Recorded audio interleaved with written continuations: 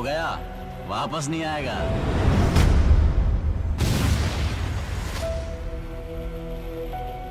गलती कर दी तूने। Too late.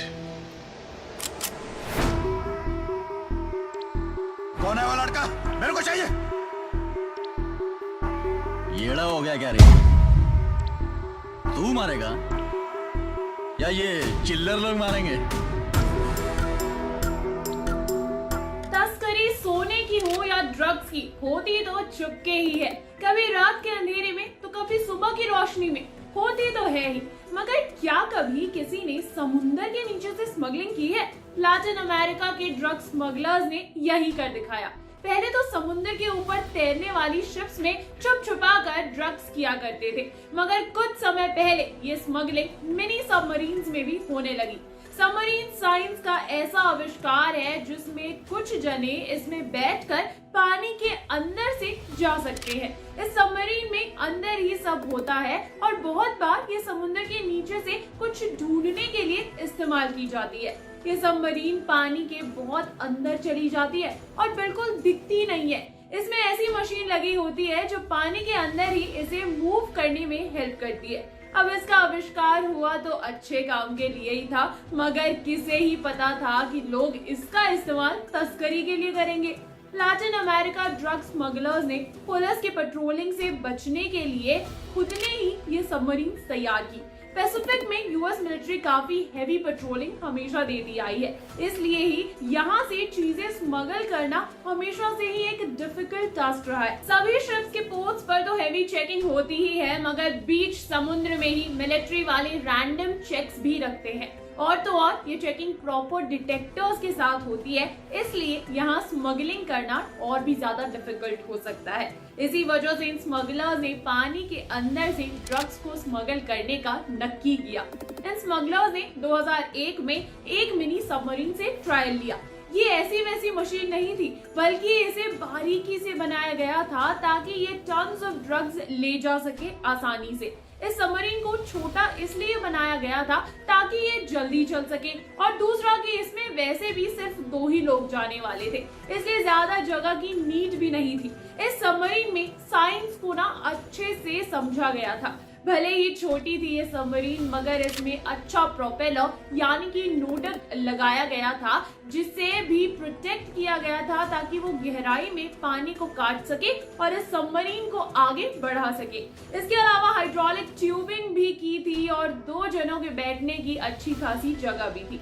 ये सबमरीन 300 फीट नीचे तक जा सकती थी, जिसकी वजह से अगर कोई ऊपर पेट्रोलिंग कर भी रहा हो तो भी उसे नीचे ये सबमरीन पानी में नहीं दिखाई देगी। इन सबमरीन्स का काउंट 1 से 2, 2 से 3 और 3 से कब 23 हो गया किसी को पता ही नहीं चला। एक बारी में इस सबमरीन में 10 टन ड्रग्स तक सप्लाई किए जाते थे। ये सबमरीन एक बारी में 5000 नॉटिकल माइल्स चल लेती थी, जिसकी वजह से इतना बड़ा समुद्र पार करना आसान हो जाता था। उसके अलावा ये सभी स्मगलिंग दिन में ज्यादातर होती थी, वो इसलिए क्योंकि बाहर उजाला तो होता ही था, मगर गहरे समुद्र में भी लाइट जलाने पर बाहर किसी को खबर नहीं पड़ती थी। वरना रात के समय जब अंधेरा होता था तो सबमरीन की लाइट जलाना खतरनाक हो सकता था, इसलिए सुबह का ही समय चुना जाता था मेजर मूवमेंट्स के लिए।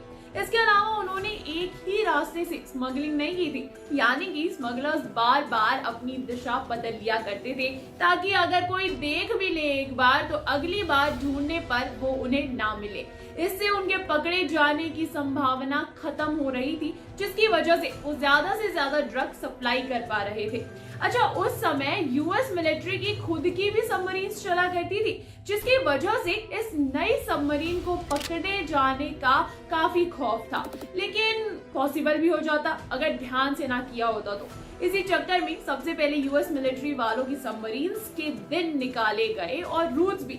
ये सबमरीन्स कुछ पार्सल या कुछ भिजवाने के काम नहीं आती थी, बस ये तो समुद्र के नीचे कुछ खोजने के लिए या फिर यूं ही चक्कर लगाने के लिए आती थी, इसलिए इनका आना जाना इतना रोज का नहीं होता था। इन स्मगलर्स को डेट और टाइम का पंक्चुअल रहना पड़ता था ताकि कुछ भी गलती ना हो। उसके अलावा इन्हें सबमरीन्स खुद ही बनानी पड़ती थी, क्योंकि सबमरीन वैसे भी कस्टम मेड बनती है, तो अगर ये कई कॉन्ट्रैक्ट देते तो पकड़े जाने का और ज्यादा डर रहता, इसलिए इन्हें ये सब बनानी पड़ती थी खुद ही, और बीच समुद्र में किसी भी ब्रेकडाउन के लिए खुद ही तैयार रहना पड़ता था।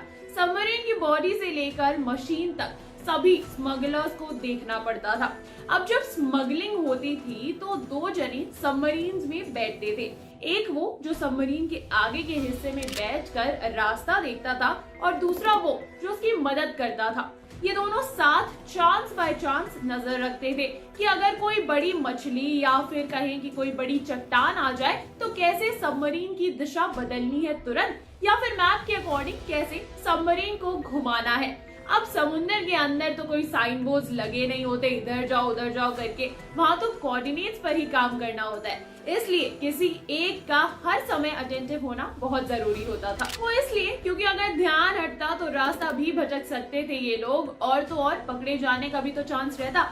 इसी वजह से 2 लोग जरूरी थे। सबमरीन छोटी होती थी इसलिए 2 से ज्यादा जाने का हो ही नहीं पाता था। इन 2 जनों का खाना और इनकी सर्वाइवल किट दोनों रहती थी। इन्हें वर्स्ट केस के लिए अंडर वाटर सूट भी दिया जाता था कि अगर कुछ गड़बड़ हो तो वो वहां से अपनी जान बचा के निकल सके। इन स्मगलर्स को पानी के अंदर नेविगेट करना आता था, मतलब ये सभी स्मगलर्स काफी होशियार थे।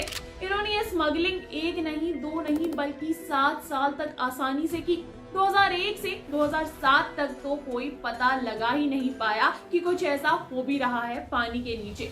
फिर एक दिन अचानक से एक यूएस मिलिट्री की सबमरीन का वक्त बदल दिया गया और बाय चांस वक्त बदलने के बाद इस स्मगलिंग वाली सबमरीन के साथ हो गई उनकी मुलाकात। जी हाँ, दोनों सबमरीन एक ही दिशा में जा रही थी। अब स्मगलर्स की सबमरीन अपने तय रूट पर निकल रही थी जब पीछे से दूसरी सबमरीन आने लगी। इस सबमरीन को रोका गया जांच के लिए, मगर स्मगलर्स अब समझ चुके थे कि इस बार वो फंस गए हैं पूरी तरीके से। इसी वजह से उन्होंने उनके ऑफिसर्स को सबमरीन में आने का मौका ही नहीं दिया और प्रोपेलर की स्पीड बढ़ा दी। बस इसके बाद समुद्र में ही हुआ चेज शुरू। स्मगलर्स को रोकने के लिए यूएस मिलिट्री वाले जानते थे कि उनका प्रोपेलर तोड़ना पड़ेगा, वरना समुद्र में वो गायब हो जाएंगे और शायद फिर कभी हाथ भी ना आ पाए। इसलिए उन्होंने जल्दी से इस सबमरीन का पीछा करना शुरू कर दिया। प्लान के मुताबिक उनके प्रोपेलर को खराब भी कर दिया गया और ये 2 स्मगलर्स पकड़े गए। ये सब पहली बार हुआ था 7 साल में, इसीलिए उन्हें भी यकीन नहीं हो रहा था कि इतने सालों से ये होता रहा है जिसकी भनक तक भी नहीं लगी है उन्हें। उसके बाद से पेट्रोलिंग स्ट्रिक्ट की गई और 10 और स्मगलर्स की सबमरीन्स पकड़ी गई। ये सबमरीन्स की जांच की गई और इसे करोड़ों का ड्रग्स बरामद किया गया। यूएस मिलिट्री वालों को ये टेक्निक अब समझ आ गई थी और वो अब इसे भी रोकने के लिए तैयार हो चुके थे। बस यूं ही मिनी सबमरीन्स की कहानी हर जगह फेमस हो गई, मगर तब तक बहुत से ड्रग्स ऑलरेडी स्मगल किए जा चुके थे। इन ड्रग्स की कीमत $1 मिलियन थी, जिसके कंपैरिजन में इन मिनी सबमरीन्स की कॉस्ट तो ना के बराबर ही मान लो।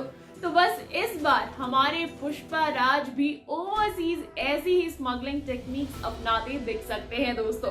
साउथ के पास रूट्स तो काफी है ही, तो बस ऐसे ही एडवेंचरस अवतार में दिख सकते हैं हमारे साउथ के सुपरस्टार। स्मगलिंग के अलग अलग तरीके तो वैसे ही डायरेक्टर्स को दिखाने में मजा आ जाता है, बाय गॉड। तो बस इस बार ये देखने को मिल सकता है हमें पुष्पा 2 में भी। आपको कैसी लगी ये कहानी हमें कमेंट कर जरूर बताएं। साथ ही साथ वीडियो पसंद आई हो तो इसे लाइक करें, शेयर करें और हाँ, सब्सक्राइब कीजिए बॉलीवुड स्टूडियोज को दोस्तों। नमस्कार।